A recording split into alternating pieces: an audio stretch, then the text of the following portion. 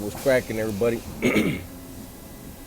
Got a part in inspection, so I want to take a quick minute to do a video real quick.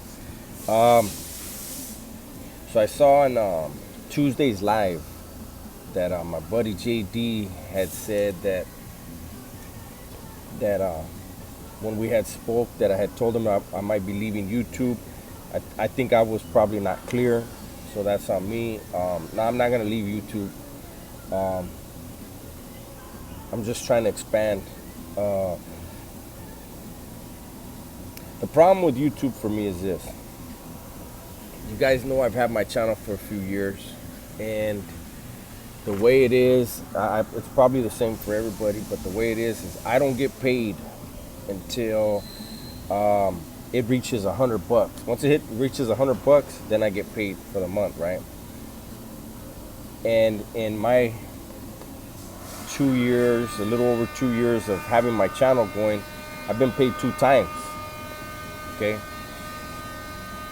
it's a couple of issues.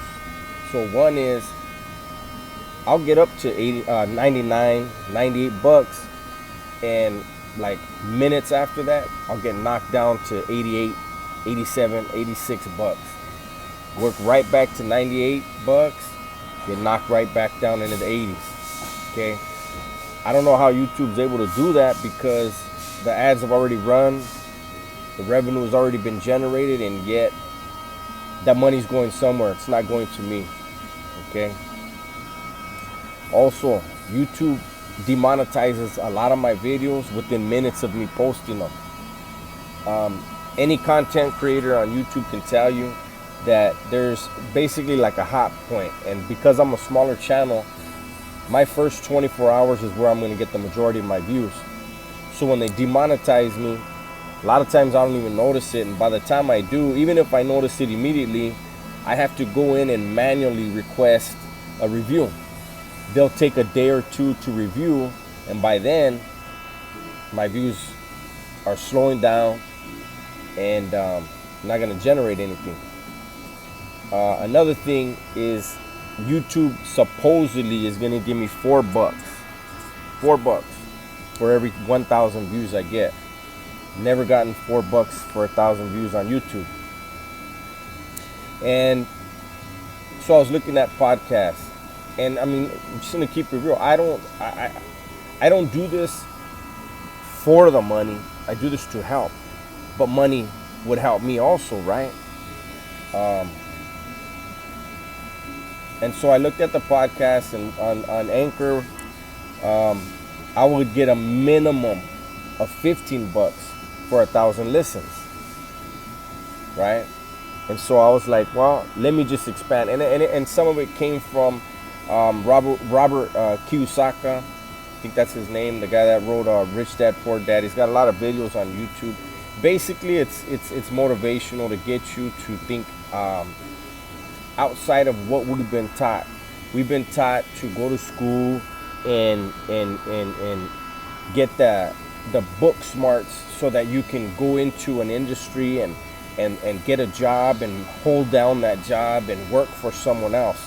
And his thing is, that's the problem, working for someone else and being reliant on someone else to give you your pay, and someone else to review you and say, you know what, you're worth another $1, you're worth $3, or you ain't worth the raise at all.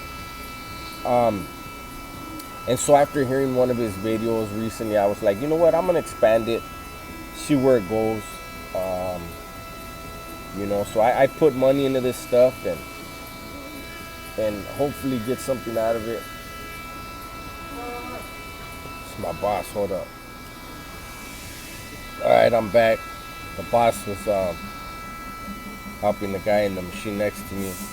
I'm still waiting on a few things, apart from inspection, and we're changing something in the program. But anyways, like I was saying, I'm putting a little bit of money into these ventures and hoping that, to be honest, I would love to be able to make doing this type of stuff a full-time job, because then I would have more time to get things done and hopefully reach more people. But it is what it is.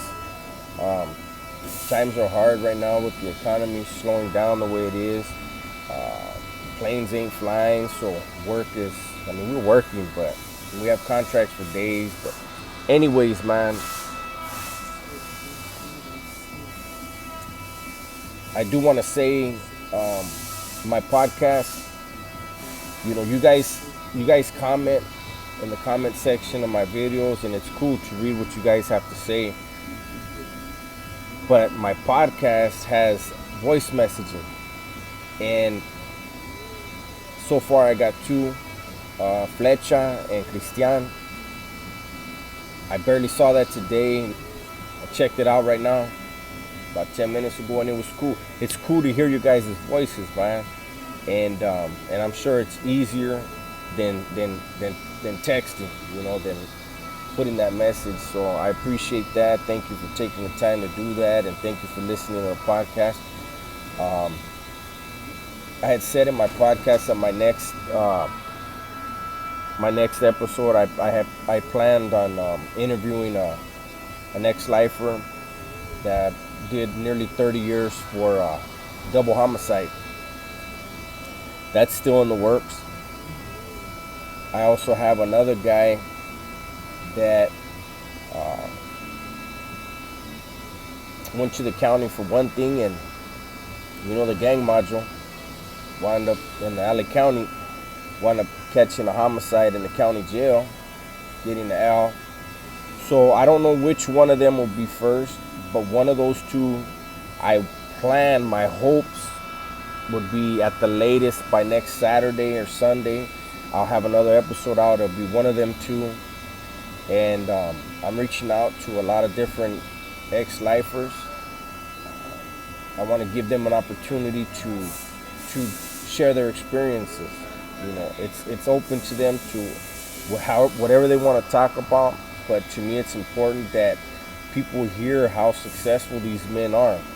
And I plan on getting some women lifers on also, because that's a perspective that I think would be unique, right? But anyways, I got to keep this short. I got to get back to work. I'm going to see if I can upload this video right now. It'll be difficult, but I apologize for making one in the shop. But I just saw those voice messages, and I wanted to say thank you to Flecha and Christian. These dudes are going crazy with the air. I might have to choke them out with the air hose. All right, man, I'm out.